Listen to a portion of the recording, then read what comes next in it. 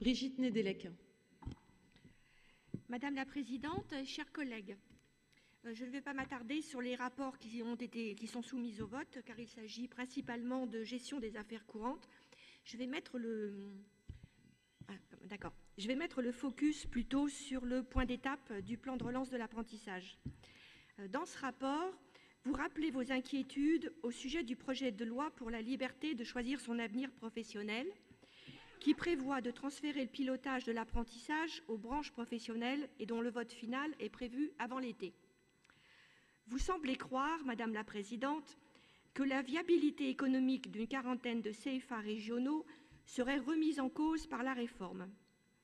Vos inquiétudes sont assez surprenantes, compte tenu du fait que vous avez tous appelé à voter pour M. Macron, qui n'a jamais caché son intention de réformer l'apprentissage et la formation.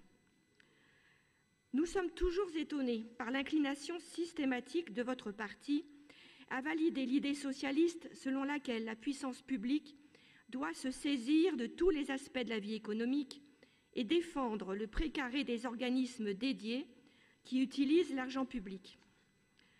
Dans le domaine de la formation, la position de notre groupe est la suivante. Faisons confiance aux acteurs privés.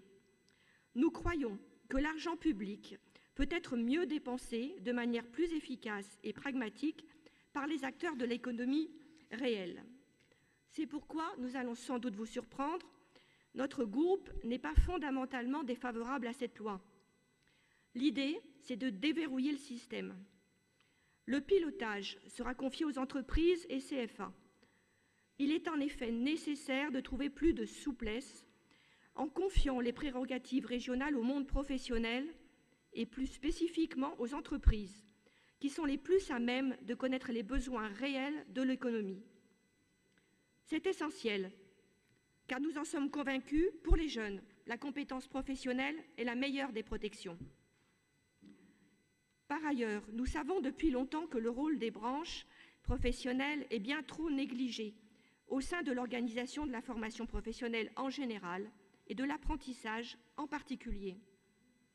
Nous avons constamment soutenu depuis le début de la mandature l'ouverture de CFA gérés par les branches ou les chambres consulaires, tout en étant beaucoup plus circonspectes par rapport aux enseignements en alternance délivrés par les lycées d'enseignement professionnel, souvent déconnectés de l'économie réelle. Il reste qu'il est indispensable de restructurer les branches professionnelles. C'est le préalable inévitable. Elles sont dépassées, inadaptées. On dénombre plus de 700 branches à ce jour, dont 180 sont des coquilles vides. Des métiers nouveaux sont mal ou carrément pas représentés. Des regroupements, des créations ou des scissions sont à effectuer d'urgence pour être en phase avec la nouvelle organisation du travail.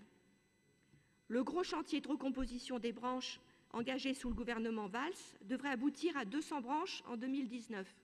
Affaire à suivre. Pour autant, avec cette réforme, la région n'est pas dépouillée de sa compétence. Elle pourra mettre en œuvre le plan d'investissement compétences pour former ceux éloignés du marché du travail, aura un rôle élargi en matière d'orientation et une dotation pour l'aménagement du territoire, notamment en zone rurale. En bref, nous plaidons pour que la puissance publique s'occupe de gérer ses missions régaliennes et laisse les professionnels tranquilles, de temps en temps. C'est nécessaire. Il va sans dire que le même constat s'applique au développement économique. Nous avons aujourd'hui le triste record de la dépense publique et des prélèvements obligatoires les plus élevés des pays de l'OFCE. Alors je pose la question, la région est-elle une bonne mère ou est-elle une mère abusive? Cela ne peut plus durer, d'autant que nous ne brillons pas dans les classements internationaux, ni par notre taux de chômage, ni par la qualité des formations dispensées. La région s'enorgueillit de dépenser 320 millions d'euros de fonctionnement pour l'apprentissage et la formation professionnelle, ce qui équivaut, on l'a calculé, à peu près 17 600 SMIC à temps plein. Cet argent, trop souvent mal utilisé, sort de la poche des entreprises pour entrer dans la boîte opaque de la redistribution publique avec un rendement très médiocre, alimentant au passage des organismes au statut divers, privés, publics ou parapublics, dont l'efficacité n'est pas légendaire. Alors je ne sais pas si j'ai pas de chance, spécialement, mais les gens que je connais qui cherchent une formation n'en trouvent pas. Ceux qui en trouvent n'arrivent pas à la financer. Donc on aimerait bien que ça s'améliore. Et pour l'instant, ça n'avance pas. Les chefs d'entreprise en ont plus qu'assez de cotiser toujours davantage sans avoir des candidats formés correctement pour satisfaire les postes à pourvoir. Mesdames et messieurs, mes chers collègues, je vous remercie de votre attention.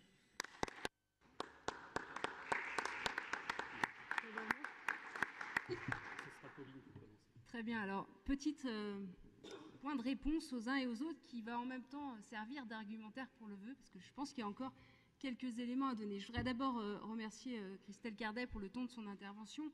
On partage beaucoup d'éléments et beaucoup de choses sur ce qui a été dit, et notamment la philosophie générale et l'idée. Pardon, excusez-moi. Et donc, c'est pour ça d'ailleurs que dans le vœu, on a tenu à reprendre une partie des éléments qui ont été rajoutés, et notamment sur les 8 propositions qui sont indiquées, et puis également sur la proposition sur l'orientation.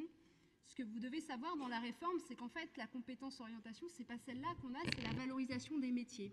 Or, aujourd'hui, on a une inquiétude toute simple qui consiste à dire qu'aujourd'hui, la valorisation des métiers, Apprentibus, Olympiade, toutes les manifestations qu'on fait dans les collèges, et que j'ai décrites d'ailleurs dans le cadre du plan de relance, on les finance avec la taxe. Vous savez, l'argent qui, selon Madame Nedelec, on pique aux entreprises. Et bien cet argent, en région Pays de la Loire, il sert notamment à financer toute la valorisation des métiers. Et aujourd'hui, voilà, c'est la compétence qu'on doit récupérer, mais qui, demain, on n'aura pas forcément ces moyens-là. Madame Nedelec, je voulais aussi revenir sur votre idée que les entreprises et les branches savent mieux que les régions quelles sont les formations. On est assez d'accord avec ça. C'est d'ailleurs pour ça que quand on fait les ouvertures de formation, quand on s'occupe de savoir comment les recrutements de centres de formation se font, quand on met en place des développeurs entreprises jeunes, évidemment, c'est qu'on croit à ce que connaissent les entreprises. Sinon, on ne mettrait pas en place ce genre de choses. La difficulté qui a très bien été expliquée par différents intervenants, c'est qu'aujourd'hui, ce sont les branches qui vont décider, que ces branches, elles ne sont pas organisées. Je remercie notamment Lydie Bernard d'avoir évoqué le cas de l'agriculture, parce qu'il y a des vraies inquiétudes, effectivement, dans l'agriculture. Il est possible que demain, dans l'opérateur de compétences qui sera national, l'agriculture soit au milieu de l'agroalimentaire et donc de grosses, de gros potentialités, qui fait que, franchement, le CAP Caprin, par exemple, au milieu du CAP agroalimentaire, il n'aura pas beaucoup de personnes qui viendront le défendre. C'est aussi ça la réalité de la réforme telle qu'elle peut être mise en œuvre. Et puis également, vous avez parlé de notre inquiétude vis-à-vis des fermetures de centres. Alors on ne dit pas ça pour affoler la population. Il y a 3 raisons qui font qu'on peut effectivement avoir cette inquiétude. La première, c'est celle du coût contrat. Le coût contrat, c'est ce que vont percevoir les centres de formation par rapport au nombre de jeunes, en gros, leurs recettes. Celui-là, il n'est pas fixé dans la loi et on attend la partie réglementaire. C'est pour ça aussi qu'on y fait référence dans le vœu. Le deuxième point, c'est la carte de formation qui n'existe plus. Donc chacun s'installe où il veut, comme il veut. Donc évidemment, avec plus de concurrence, les petits centres ont moins de chances que les autres, c'est une évidence. Et puis la troisième raison, c'est aussi, on en a parlé, que les branches ne sont pas organisées. Je remercie M. Biencourt d'avoir cité le cas de l'ITEM, parce que c'est exactement une hypothèse, quelle branche va s'occuper de ce genre de métier, y compris au niveau national. Deuxième point, Madame Nedelec, c'est l'investissement. Qui va prendre en charge l'investissement dans le modèle que vous considérez finalement, peut-être avec un rapprochement macronien, je n'en sais rien, mais aujourd'hui l'investissement, il est financé aussi grâce à la taxe d'apprentissage que les régions perçoivent, donc c'est-à-dire toujours l'argent qu'on est censé piquer aux entreprises, pour financer ces investissements. Demain, on aura une toute petite enveloppe. Je vous donne un exemple. On aurait besoin quasiment ça ferait 10% en fait de ce qu'on peut investir aujourd'hui. Donc voilà, il faudra qu'on fasse des choix, des arbitrages, ça fait partie des éléments. Et puis la dernière chose, ce sont toutes les mesures en faveur des apprentis qui aujourd'hui ne sont pas prévues par la loi. Qui les pilote, avec quels moyens? Pour l'instant, ce n'est pas des choses qui sont claires. D'où les éléments du vœu voilà, dont on parlera rapidement dans les 2 minutes qui me seront imparties. J'espère que ces éclairages, du coup je comprends mieux maintenant le positionnement sur les précédents vœux, j'espère que ces éclairages apportent quand même des éléments au moulin de la réflexion.